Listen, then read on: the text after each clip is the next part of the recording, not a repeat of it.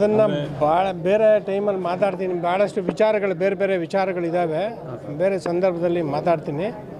ಗೊತ್ತಿಲ್ಲ ನನಗೆ. ಮೊನ್ನೆ ನಮ್ಮ ನಾಯಕರಾದ ಚಲುವರಾಯಸ್ವಾಮಿಯವರು ಕೂಡ ಒಂದು ಮೀಟಿಂಗನ್ನು ಕರೆದಿದ್ರು. ನಮ್ಮಲ್ಲೇ ಸ್ವಲ್ಪ ಕೆಲವು ಗೊಂದಲಗಳಿದ್ದಾವೆ. ಆ ಗೊಂದಲಗಳ ನಿವಾರಣೆ ಆಗಬೇಕು ಅಂತ ಹೇಳಿ ಕೂಡ ನಾನು ಅವ್ರಿಗೆ ಹೇಳಿದ್ದೀನಿ. ನಿವಾರಣೆ ಆದಮೇಲೆ ನಾನು ಮಾತಾಡ್ತೀನಿ. ಅಲ್ಲ, ಸಂಸದ ಸುಮಲತಾ ಅವರು ಒಂದು ವೇಳೆ BJP ಬಿಟ್ಟು ಕಾಂಗ್ರೆಸ್ ಬರ್ತು ಅಂತ ಆಹ್ವಾನ. ನನಗೆ ಗೊತ್ತಿಲ್ಲ. ನಾನೇ ಆ್ಯಕ್ಚುಲಿ ಈ ಚುನಾವಣೆಯಲ್ಲಿ ತಟಸ್ಥವಾಗಿರಬೇಕು ಅಂತ ತೀರ್ಮಾನ ತಗೊಂಡಿದ್ದೀನಿ. ನೋಡೋಣ ಮುಂದಿನ ದಿನಗಳಲ್ಲಿ ಏನಾಗ್ತದೆ.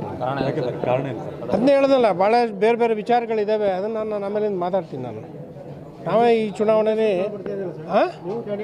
ನಾನೇ ಈ ಚುನಾವಣೆಗೆ ಏನು ಕ್ಯಾಂಡಿಡೇಟ್ ಅಲ್ಲ. ನಾನೇ ಈ ಚುನಾವಣೆಯಲ್ಲಿ ತಟಸ್ಥವಾಗಿರಬೇಕು ಅಂತ ಅಂದ್ಕೊಂಡಿದ್ದೀನಿ. ಅಲ್ಲ, ಏನು ಕಾರಣ ಅಂತ ನಾನು ಹೇಳ್ತೀನಿ, ಮುಂದಿನ ದಿನಗಳಲ್ಲಿ ಹೇಳ್ತೀನಿ ಕಾರಣನ. ಈಗ ಬೇರೆ ಬೇರೆ ಕಾರಣಗಳಿದ್ದಾವೆ. ಆ ಕಾರಣಗಳನ್ನು ನಿಮಗೆ ಸೂಕ್ತ ಸಮಯದಲ್ಲಿ ನಾನು ಹೇಳ್ತೀನಿ. ಆದರೆ ಮುಂದಿನ ದಿನಗಳಲ್ಲಿ ಚುನಾವಣೆಗೆ ನಾನು ತಟಸ್ಥವಾಗಿ ಇರ್ತೀನಿ.